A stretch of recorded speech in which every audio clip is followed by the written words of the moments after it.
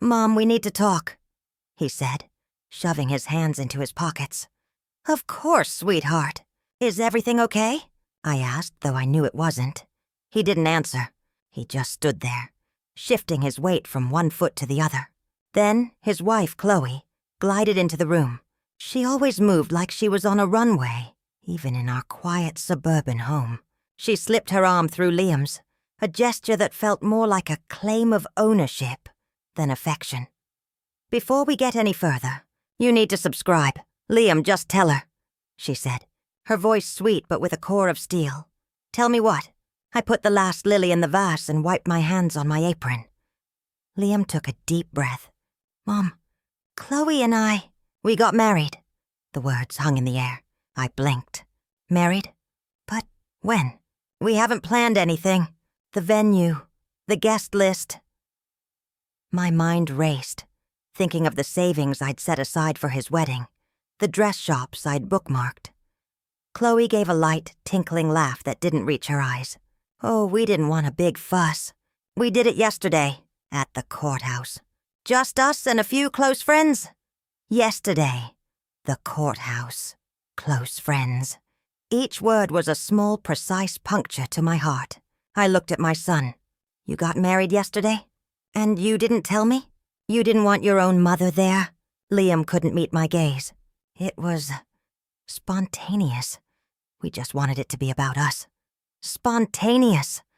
I repeated, the word tasting like ash. This wasn't spontaneity. This was a calculated exclusion. I looked at Chloe's face, at the subtle, triumphant smile playing on her lips. This was her doing. She had finally severed the primary bond, the one between mother and son. "I see," I said, my voice dangerously calm. "Well, congratulations." I turned my back on them and walked into the kitchen. I heard them whispering behind me, but I didn't care. I braced my hands on the cool granite countertop and took deep, steadying breaths. The hurt was a physical pain, a hot, tight ball in my chest. But beneath the hurt, something else was stirring, a cold, clear anger. They thought they could cut me out.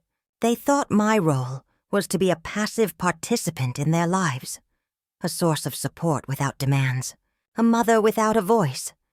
They had just made their first and most critical mistake.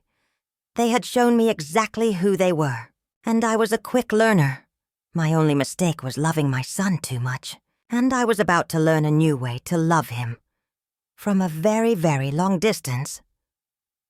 The week after the wedding was a study in cold silence. Liam tried to act like nothing had happened, making small talk about work and the weather. Chloe was her usual polished self, but her politeness now felt like a weapon. They were living in my house, the house I'd bought after his father passed, the house where I'd raised Liam. It had always been his home, too, but now it felt occupied. I played my part, the hurt, slightly distant mother. I let them believe I was licking my wounds. Meanwhile, I was planning. I had raised Liam alone since he was 10. I'd worked 2 jobs to keep us in this house, to put him through college. Every nail in the wall, every shrub in the garden, represented a sacrifice I'd made for him, and he had repaid me by letting another woman erase me from the most important day of his life. On the 8th day, my phone rang. It was Chloe. Her voice was bright, casual. "Hey, just a quick question. Did you pay the mortgage this month? I just got an alert that it's overdue." The mortgage for this house, the house that was in my name alone. A slow smile spread across my face. This was it, the opening I had been waiting for. "I did not," I said, my voice equally casual. "Oh. Well, could you take care of it today? We don't want to hit on our credit." "Our credit, Chloe," I said, my tone shifting, becoming formal and firm. "I think there's been a misunderstanding." "A misunderstanding?" she echoed, a note of confusion entering her voice. "Yes. When you and my son got married yesterday with your close friends, you started your own family. You began your own household. This is my household, and I have decided to make a change." I could hear her sharp intake of breath on the other end of the line. "What are you talking about?" "I'm talking about the fact that you are adults. Married adults, it's time for you to have your own home, your own mortgage, your own bills. You're kicking us out?" Her voice was a disbelieving whisper. "I'm encouraging you to stand on your own 2 feet, as a married couple should," I replied. "I've already packed my things. I'll be out by the end of the day. The keys will be on the kitchen counter. The bank will be formally notified that I have vacated the property and will no longer be making payments. I suggest you and Liam make arrangements quickly." The silence on the other end was absolute. I could practically feel the panic radiating through the phone. "You can't do this," she finally shrieked. "I just did," I said calmly. "And Chloe, one more thing. I've canceled the joint credit card I gave Liam for emergencies. I've removed him from my phone plan. I've closed the savings account I was building for your future children. Consider this my wedding gift to you both. The gift of independence." I hung up. I was already packed.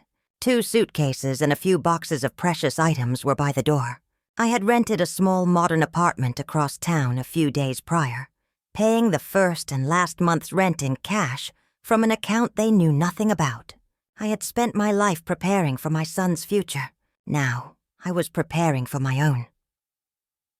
I took one last look around the home I had loved, the home that was now just a house, a container of betrayed memories. Then I walked out, leaving the keys on the counter as promised. My phone started buzzing incessantly. Liam. I sent him to voicemail. He had chosen his close friends and his new wife. He had chosen to build a life that didn't include me. So I was simply honoring his choice. I was removing myself from the equation. My only mistake was thinking my son would always be my little boy. Now he was someone else's husband, and I was a free agent. The voicemails started piling up. Liam's voice went through a rapid evolution. First confused, then angry, then pleading. "Mom, what is this? Chloe said you're moving out? This is crazy. Mom, call me back. The bank called. They're talking about foreclosure. You can't just abandon the house. Mom, please. We don't have the money for a deposit on an apartment. Where are we supposed to go?" I listened to each one, my heart a block of ice. This was the consequence of his choice. He had never considered the practicalities of his life, because I had always been the foundation. I was the safety net. Now, I had pulled the net away. After 3 days of silence from me, he showed up at my new apartment. I saw him on the security camera, his face haggard, his clothes rumpled.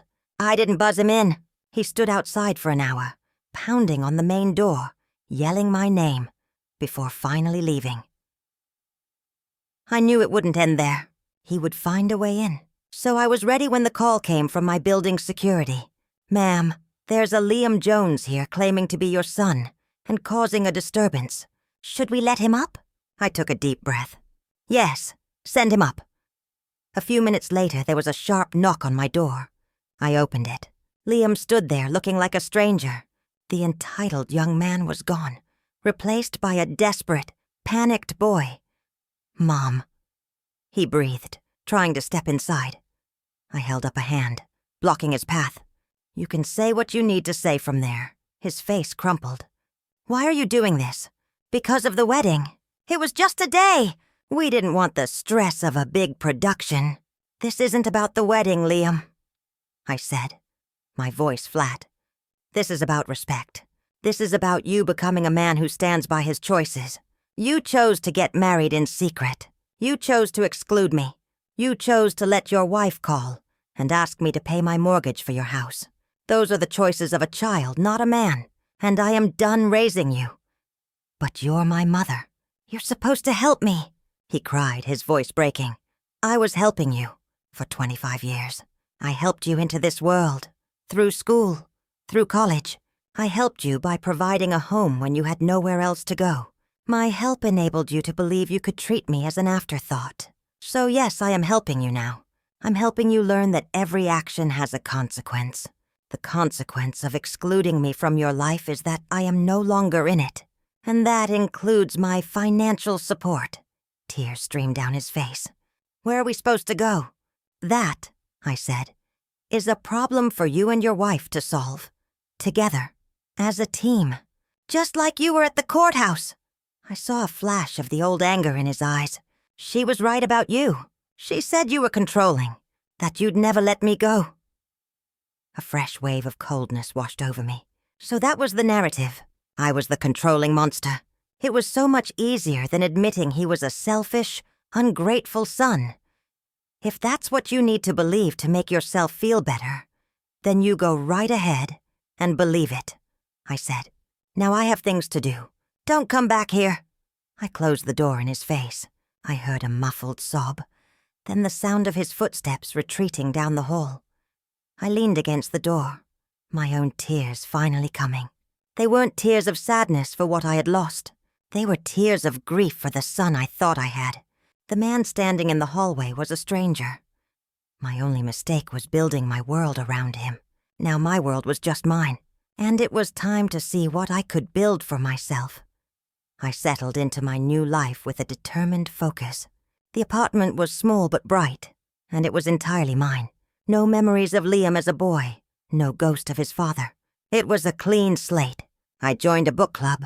I started painting again, a hobby I'd abandoned decades ago. I reconnected with old friends who weren't connected to my life as Liam's mom. It was peaceful. It was liberating. I kept a distant, watchful eye on the situation with the house. As I knew would happen, the bank initiated foreclosure proceedings. Liam and Chloe, with no savings and no cosigner, were evicted. I saw a "for sale" sign go up in the front yard from a realtor's email alert I'd set up. I heard through the grapevine, a mutual friend who didn't know the full story, that they had moved into a cramped, one-bedroom apartment in a less desirable part of town. Chloe had to get a second job. Liam, who had always had a comfortable middle management position funded by the stability I provided, was suddenly under immense financial pressure. There were no more calls, no more visits. The silence was their surrender. They had learned the cost of their betrayal, and it was higher than they could afford. A year passed. My life was full. I was happy in a way I hadn't been in years, unburdened by the constant weight of someone else's expectations. Then, on a rainy Sunday afternoon, my intercom buzzed. It was the building manager. "Ms. Jones, there's a Liam Jones here to see you. He says he's your son." My heart didn't leap. It didn't clench. It just beat steadily. I considered turning him away, but curiosity won out. Send him up. When I opened the door, I barely recognized him. He looked older, thinner. The entitled spark was gone from his eyes, replaced by a weary humility. He was alone. "Mom," he said, his voice rough. "Can I come in?" I stepped aside.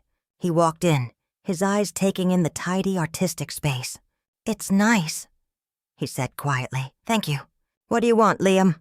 He shoved his hands in his pockets. A familiar gesture that once would have melted my heart. Now it was just a gesture. "I came to apologize," he said, not meeting my eyes. "A real one. Not because I want anything. Just because it's true. I didn't say anything. I just waited. Chloe and I, we're separated," he continued, his voice flat. "It fell apart. The pressure, the money problems. She blamed me. I blamed her. It was a mess." He finally looked at me, and I saw genuine pain in his eyes. "You were right. About everything. I was a child. I let her turn me against you. And I am so sorry." The apology was a decade too late, but it was real. I could feel it. "I'm sorry your marriage didn't work out," I said, and I meant it. "But an apology doesn't change the past, Liam." "I know," he whispered. "I don't expect it to. I miss you, Mom. I miss my mom." There it was. The little boy was still in there, buried under a mountain of poor choices and regret. I looked at my son, truly looked at him. He was broken.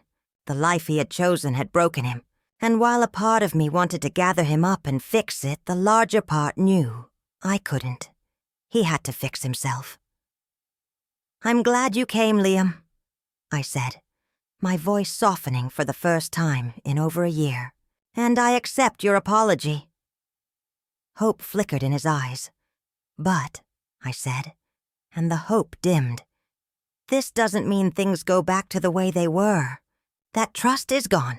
You are always my son, and I will always love you. But we are starting from scratch. As adults, you have your life and I have mine. If you want a relationship with me, it will be built slowly, on a new foundation of mutual respect, not on what I can do for you." He nodded slowly, absorbing the hard truth.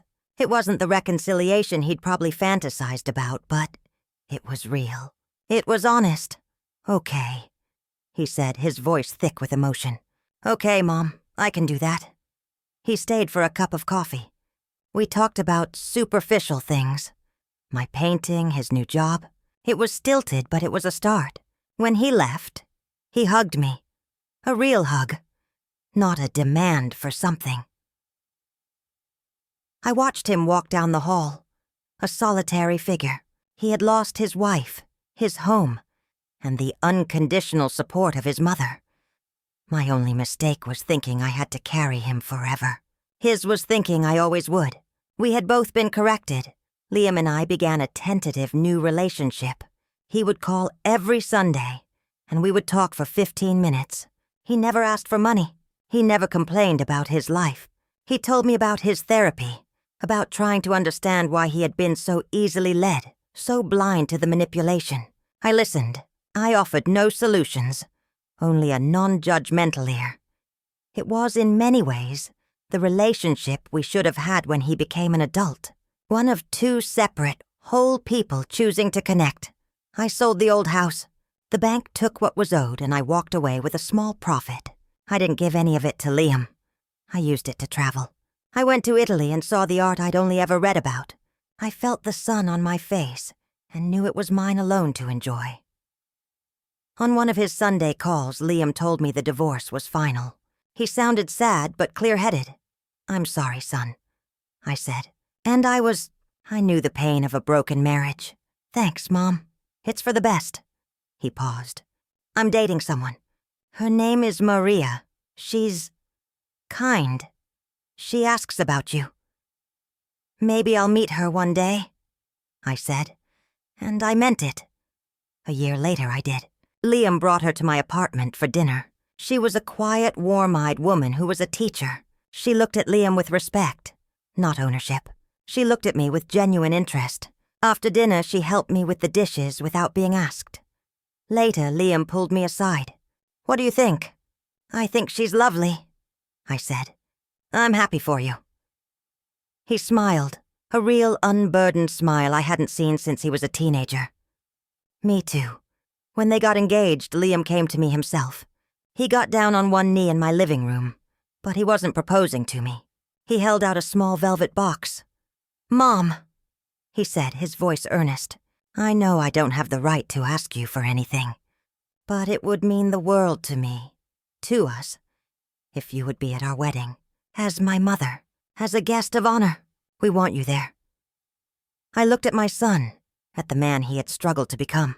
He wasn't asking for money. He wasn't asking me to play.